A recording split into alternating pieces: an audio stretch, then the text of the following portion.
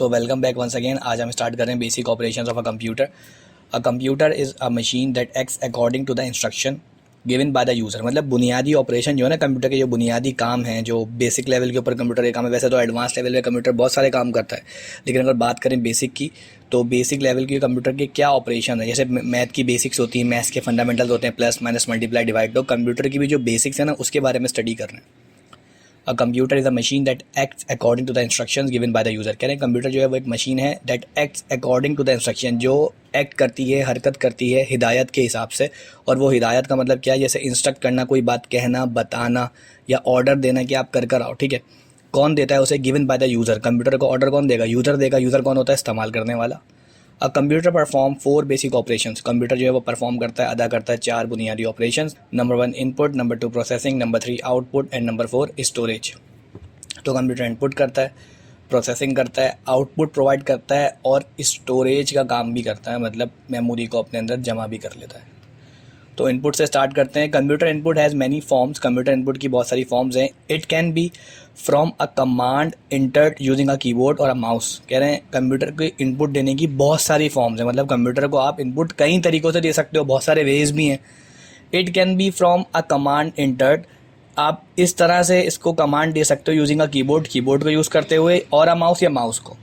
It can be data send from another computer on a network. ठीक है, ये data भी सेंड कर सकता है किसी और कंप्यूटर से एक नेटवर्क के थ्रू। मतलब एक कंप्यूटर दूसरे नेटवर्क से अगर लिंक्ड हुआ हुआ है तो जो इनपुट है, इनपुट क्या करेगा? It can be data send, ये डाटा को सेंड कर सकता है फ्रॉम अनदर कंप्यूटर, मतलब इंस्ट्रक्ट कर सकता है। ठीक है, कैसे? एक ही कंप्यूटर से हम दूसरे कंप्यूटर को भी इनपुट दे सकते हैं अगर वो कंप्यूटर का एक आपस में नेटवर्क जनरेट हुआ हुआ है तो। उसके बाद बात करते हैं प्रोसेसिंग की। इनपुट का मतलब बहुत ही आसान है, आपको पता है। ऐसे मैं बोलूँ आप मुझे एक गिलास पानी ला कर दे दीजिए, मैंने आपको इनपुट दिया, आप पानी ला कर देंगे तो आप मुझे आउटपुट प्रोवाइड कर देंगे। बोलूँगा बेटा कॉपीज़ निकाल लीजिए, मैंने आपको इनपुट दिया, आप जब कॉपीज़ ओपन करेंगे या निकालेंगे तो आप मुझे आउटपुट दे देंगे। उसके बाद बात करते हैं प्रोसेसिंग की। Processing is done inside a computer bye CPU. जो प्रोसेसिंग होती है वो कहाँ होती है? कंप्यूटर के अंदर होती है। और किसके ज़रिए होती है? सीपीयू के ज़रिए होती है। सीपीयू की फुल फॉर्म होती है सेंट्रल प्रोसेसिंग यूनिट, और इसके 3 यूनिट्स होते हैं, ALU, CU और MU। Processing is the conversion of input into output. Processing क्या है? वो कन्वर्जन है इनपुट से आउटपुट में जाने का।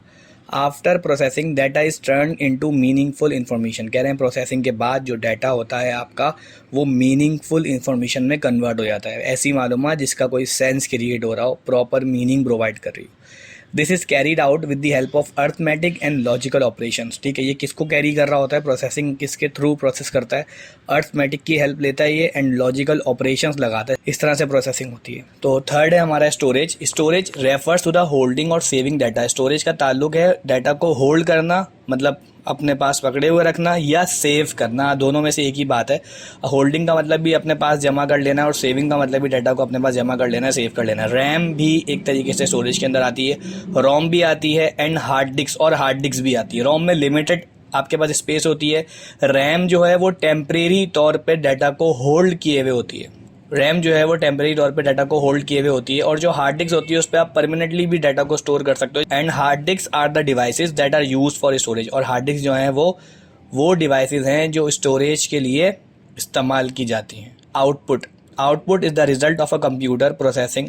आउटपुट में be viewed on a monitor screen. कह रहे हैं आउटपुट क्या है? एक वो रिजल्ट है, मतलब इनपुट दिया, प्रोसेसिंग हुआ, प्रोसेसिंग के बाद फिर अगर आपने स्टोर भी हुआ रैम के अंदर, जो कि आपकी टेम्परेरी मेमोरी होती है, ठीक है, होल्ड किया उसने, फिर आपको एक आउटपुट प्रोवाइड कर दिया।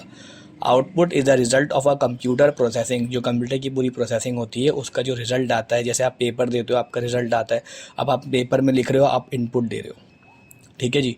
उसके बाद हम आपको मार्क्स देंगे, हम आपको आउटपुट देंगे, और जो रिज़ल्ट आएगा आपका वो भी एक तरीके से, रिज़ल्ट कैसे आएगा? मार्क्स के थ्रू आएगा। तो जो आउटपुट होगा वो आप उससे कंसीडर कर सकते हो, जो रिज़ल्ट है वो हमारा आउटपुट है, और जो हमने पेपर दिए हैं, हमें लिखा है, वो आपका इनपुट है। तो इसी तरीके से output is the result of a computer processing. तो जितना भी कंप्यूटर डाटा को प्रोसेस करता है, जो रिज़ल्ट आता है उसे हम आउटपुट कहते हैं। आउटपुट में be viewed on a monitor screen. Output को आप मॉनिटर की स्क्रीन के ऊपर देख सकते हैं या देखा जाता है। हेयर्ड थ्रो स्पीकर्स और प्रिंटर ऑन पेपर। आप स्पीकर के थ्रू भी आउटपुट ले सकते हैं, या आप प्रिंटर के ऊपर जो एक प्रिंटर के थ्रू जो प्रिंट आपको पेपर पे निकाल कर देता है उसके थ्रू भी आउटपुट ले सकते हैं। आमतौर पर तो आप मॉनिटर के ऊपर ही आउटपुट लेते हैं, लेकिन ये कह रहे हैं स्पीकर के थ्रू भी ले सकते हैं और प्रिंटर से जो पेपर निकलता है उसके थ्रू भी ले सकते हैं। Here monitor, screen, speaker and printer are called output devices. तो यहाँ पर मॉनिटर की स्क्रीन, स्पीकर्स और प्रिंटर को आउटपुट डिवाइसेस कहा जाएगा।